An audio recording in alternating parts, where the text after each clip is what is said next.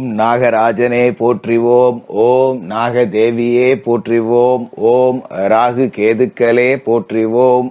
நேயர்கள் எல்லாருக்கும் வணக்கம். இந்த வீடியோல 2025வது வருடத்திற்குண்டான சர்ப்ப கிரகங்களான ராகு கேதுக்களோட பெயர்ச்சி அப்படிங்கறது தான் நம்ம பார்க்க போறோம். அதாவது நவ கிரகங்கள்லயே பாத்தீங்கன்னா எல்லா கிரகத்துக்கும் ஒவ்வொரு நாள் இருக்கு. ஆனா ராகு கேதுக்களுக்கு மட்டும் நாள் அப்படிங்கிறது கிடையாது. அதனால ஒவ்வொரு கிரகத்தோட நாள்ல இருந்தும் 1.5 மணி நேரத்தை 2 பேரும் எடுத்துக்குவாங்க.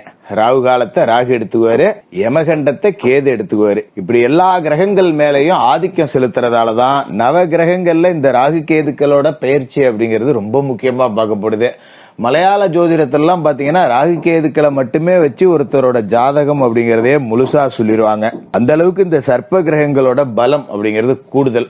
சர்ப்ப கிரகங்கள் அதாவது ராகு விஷப்பாம்பு, கேது விஷமற்ற பாம்பு. 2025வது வருடத்துல மே மாசம் 18ஆம் தேதி ராகு கேதுக்களோட பெயர்ச்சி அப்படிங்கிறது இருக்கு. விஷப்பாம்பு ராகு மீனராசியிலிருந்து கும்பராசிக்கு, குருவோட வீட்டுல இருந்து சனியோட வீட்டுக்கு போகுது. விஷமற்ற பாம்பு கேது கன்னிராசியிலிருந்து சிம்மராசிக்கு, அதாவது புதன் வீட்டுல இருந்து சூரியனோட வீட்டுக்கு போகுது. இந்த கிரகங்களோட பெயர்ச்சியால உங்களோட ராசிக்கு என்ன கிடைக்க போகுது, என்னென்ன பலன்கள் அப்படிங்கறத பார்த்துருவோம். மகர ராசி நேயர்களே, உங்களுக்கான ராகு கேது பெயர்ச்சி 2025. ஏற்கனவே சனி பெயர்ச்சியை பத்தி உங்களுக்கு துல்லியமான பலன்கள் அப்படிங்கிறத கொடுத்துருந்தேன், நீங்கள் பார்த்துருப்பீங்க. பார்க்காதவங்க அதையும் ஒரு தடவை கேட்டுட்டு வந்து இந்த வீடியோவை முழுசாக கேட்டீங்க அப்படின்னா உங்களுக்கான புரிதல் அப்படிங்கிறது நல்லாயிருக்கும். எதுக்காக மகர ராசிக்காரர்களுக்கு மட்டும் குறிப்பாக சனிப்பெயர்ச்சி வீடியோவை போய் கேட்டுட்டு வாங்க அப்படின்னு நான் சொல்கிறேன்னா, மகர ராசி அப்படின்னு சொல்கிறத விட கடந்த ஒரு 7-8 வருடமாக நரக ராசி அப்படின்னு தான் சொல்லலாம். அவ்வளவு கஷ்ட நஷ்டங்களை பட்டாச்சு. அதனால மகர ராசிக்காரர்களை பொறுத்த வரைக்கும் நான் இப்போ இந்த ராகு கேது பயிற்சி உங்களுக்கு நல்லா இருக்கு, இனிமேல் கவலைப்படாதீங்க, சிறப்பாக இருக்கு அப்படின்னு சொன்னால் கூட அட போங்க ஜோசியரை, நீங்கள் வேற, நாங்கள் படுற கஷ்டம் எங்களுக்கு தாங்க தெரியும் அப்படிங்கிற மனநிலையில் தான் இருப்பீங்க. ஏன்னா அப்படி தான் வாழ்க்கைங்கிறதும் ஓடிக்கிட்டு இருக்குது. அதனால தான் சொல்கிறேன், நீங்கள் சனிப்பெயர்ச்சி வீடியோவை ஒரு தடவை பார்த்துட்டு வந்து இதை கேட்டிங்கன்னா பரவாயில்ல, ஜோசியர் சொல்கிற மாதிரி சின்ன சின்ன மாற்றம் நடக்குது, இதுக்கு மேலே நல்லா இருக்கும் போல் அப்படிங்கிற ஒரு நேர்மறை சக்தி உங்களுக்கு கிடைக்கும். உங்கள் மேலேயே ஒரு நம்பிக்கை அப்படிங்கிறது வரும். ஏன்னா எப்பவுமே தன்னம்பிக்கையே கொஞ்சம் கூட இழக்காத ராசிக்காரர்கள் மகர ராசிக்காரர்கள்.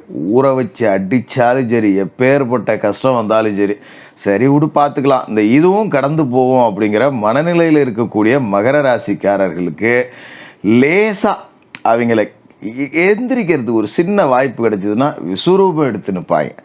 அப்படிப்பட்ட வாய்ப்பு அப்படிங்கிறது லேசாக எந்திரிக்க வரலை, நீங்கள் விஸ்வரூபம் எடுக்கக்கூடிய அளவுக்கு ஒரு வாய்ப்பு வருது. அப்போ எந்த அளவுக்கு உங்களோட சக்தி பெருக போகுது அப்படிங்கிறத நீங்கள் பார்த்துக்கலாம். எதனால் அப்படின்னா, ராகு உங்களோட ராசிக்கு 3ஆம் வீட்டிலேருந்து 2ஆவது வீட்டுக்கு வரார், கேது 9ஆம் வீட்டிலேருந்து 8ஆம் வீட்டுக்கு வரார். இதே காலகட்டத்தில் மார்ச் 29லேயே சனி பகவான் 2லேருந்து 3க்கு போயிடுறார். 7.5 சனி உங்களுக்கு முற்று முதலுமா நீங்கி போகுது. குரு மே 14 ராகு கேது பயிற்சிக்கு 4 நாளைக்கு முன்னாடியே 5லேருந்து 6க்கு போயிடுறார். அத்தனையும் அம்சம் அப்படின்னு தான் இதை நம்ம சொல்லணும். அதாவது ராகு 2ஆவது வீட்டுக்கு வரார், 2ஆம் இடத்துக்கு ராகு வரார் அப்படின்னா தனவாக்கு குடும்பஸ்தானம், உங்களோட பேச்சு திறமை, உணவு பழக்க வழக்கங்கள், இதை எல்லாத்தையும் குறிக்கக்கூடிய இடம். தனம் வாக்கு குடும்பம் அப்படின்னு சொல்லக்கூடிய இடத்துல ராகு உட்காரார் அப்படின்னா பேச்சை மூலதனமாக கொண்டு தொழில் செய்யக்கூடியவர்கள் எல்லாம் உச்சத்தை தொட போறீங்க அப்படிங்கிறது தான் அர்த்தம். அதாவது நீங்கள் பெரிய பேச்சாளர்கள் அப்படின்னு பார்த்துருக்கலாம், அரசியல் பேச்சாளர்களாக இருக்கலாம், இல்லை மேடை பேச்சாளர்களாக இருக்கலாம், இல்லை பட்டிமன்ற பேச்சாளர்களாக இருக்கலாம், ஆன்மீக சொற்பொழிவாளர்களாக இருக்கலாம். இப்படி பேச்சை வச்சு தொழில் செய்யக்கூடிய அத்தனை பேரோட ஜாதகத்திலையுமே பார்த்தீங்கன்னா ராகு 2ஆவது வீட்டில் இருப்பார். அப்படி பார்த்தீங்கன்னா இப்போ உங்களுக்கு ராகு 2ஆவது வீட்டுக்கு வரார் அப்படிங்கும்போது பேச்சை மூலதனமாக கொண்டு தொழில் செய்யக்கூடிய அத்தனை பேரும் ஜெயிச்சு காட்ட போகிறீங்க, விஸ்வரூபம் எடுக்க போகிறீங்க. அதுமாரி ஒரு 10 பேர் இருக்கிற இடத்துல நீங்கள் போய் ஒரு பஞ்சாயத்து பேசுகிறீங்க குறுக்கன்னா, நீங்கள் சொல்கிறது மட்டும்தான் அங்கே ஜெயிக்கும். உங்களோட வாக்குக்கு செல்வாக்கு அப்படிங்கிறது அப்படியே தூக்கி அப்படியே உங்களை நிப்பாட்டி காட்டும். அப்படி ஒரு அமைப்பு. அவர் சொல்கிறதாயா கரெக்டு அப்படின்னு 1000 பேருக்கு மத்தியில் நீங்கள் உயர்த்தி பேசப்படுவீங்க. அதை விட்டுறக்கூடாது. அற்புதமான அமைப்பு அப்படிங்கிறது உங்களுக்கு கிடைக்கும். அதுமாரி காசு பணம் கண்டமேனிக்கு வந்து குமியும். சில பேர் சொல்லலாம் ராகு 2ல் இருந்தாருன்னா குடும்பத்தில் சண்டை வரும் அப்படின்னு. அதெல்லாம் கிடையாது. ராகு வந்து குரு பார்த்துடுறாரு, ராகு புனிதப்பட்டு போறாரு, ஒன்றும் நடக்காது. ராகு வந்து உங்களுக்கு அற்புதமான யோகத்தை கொடுப்பார். ராகு வந்து சொந்த வீடு இல்லாதவர் கும்பராசியில் இருக்காருன்னா உங்களோட ராசிக்கு அதிபதியான சனியோட வீடு. அப்படிப்பட்ட நேரத்தில் அவர் வந்து 2ல் உட்காராருன்னா நீங்கள் கோடீஸ்வர யோகத்தை அடைய போகிறீங்க. கடனெல்லாம் அடைக்க போகிறீங்க. 8 லட்சம் கடன் இருக்குது, 7 லட்சம் கடன் இருக்குது அப்படின்னு தான் மகர ராசிக்காரர்களுக்கு இப்போ இருக்கும். 6 லட்சத்துக்கு கீழே கடன் இருக்கிறதே கஷ்டம். 6 to 10 அப்படிங்கிற கண்டிஷனில் தான் ஓடிக்கிட்டு இருக்கோம். அதோட பெரிய பெரிய தொழில் பண்ணுறவங்களுக்கு கோடிக்கணக்கில் லட்சக்கணக்கில் கடன் இருக்கும். அவங்ககிட்ட அதுக்கு உண்டான ப்ராப்பர்ட்டி இருக்கும். ஆனால் ஒன்றுமே இல்லாதவனுக்கு 5-6 லட்சம் கடன் இருக்குங்கிறது தான் கொடுமையோட உச்சம். அதை எல்லாத்தையும் அடைச்சிட்டு நீங்கள் அப்படியே நிமிர்ந்து நிற்பீங்க. இப்போ நமக்கு ரொம்ப கஷ்டப்பட்டுருப்பீங்க. அப்படியே போகிறோம், கடங்காரனுக்கு என்னடா பதில் சொல்கிறது அப்படின்னு சொல்லிட்டு நம்ம பாட்டுக்காக வண்டியில் போயிட்டுருப்போம்.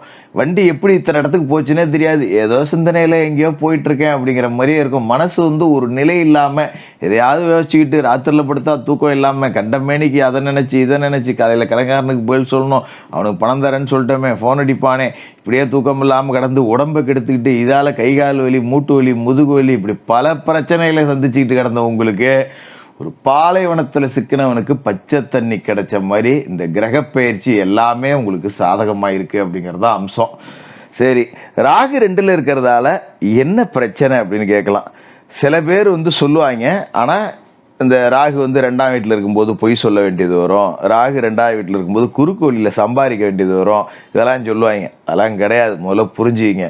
ராகு அப்படிங்கிறவர் திருடன், பொய் சொல்ல வைப்பார், குறுக்கோளியில் சம்பாதிக்க வைப்பார், இதெல்லாம் உண்மைதான். ஆனால் அந்த ராகு இப்போ குரு பார்த்து புனிதப்பட்டு போகிறார் அப்படிங்கிறதால உண்மையை பேசி ஒரு பொது வெளியில் விவாதத்துக்கெல்லாம் நீங்கள் போனீங்க, ஒரு மேடையில் ஏறி நீங்கள் பேசுகிறீங்க அப்படின்னா உங்களுக்கு ஈக்குவலாக ஆளே கிடையாது.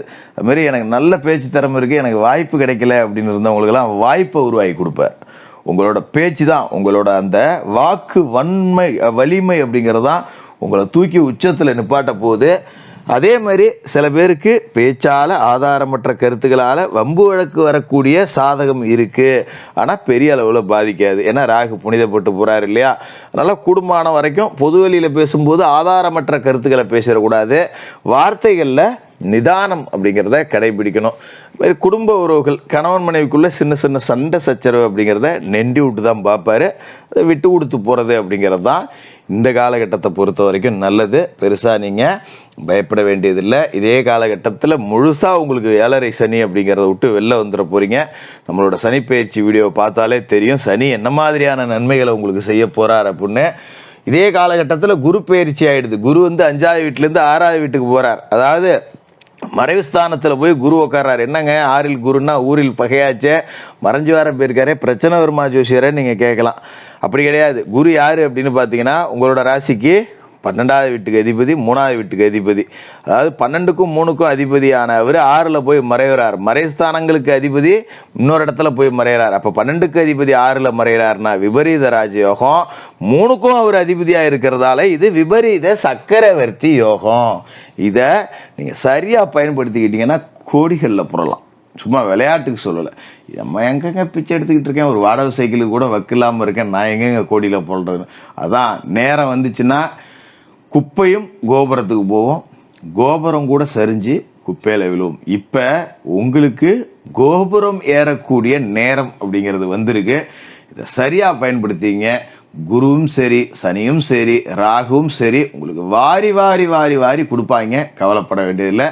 கேது அட்டமத்தில் இருக்கார் அப்படிங்கிறதால கொஞ்சம் நாம் என்ன செய்யணும் அப்படின்னா உணவு பழக்க வழக்கத்தில் கொஞ்சம் முறைகளை கடைபிடிக்கணும். ஏன்னா ராகு 2ல் இருக்கும்போது மது புகை இதுக்கெல்லாம் அடிமையாகக்கூடிய சூழல் அப்படிங்கிறது வரக்கூடிய வாய்ப்பு இருக்குது. கொஞ்சம் மாமிச உணவுகளை நிறையா திம்பிங்க.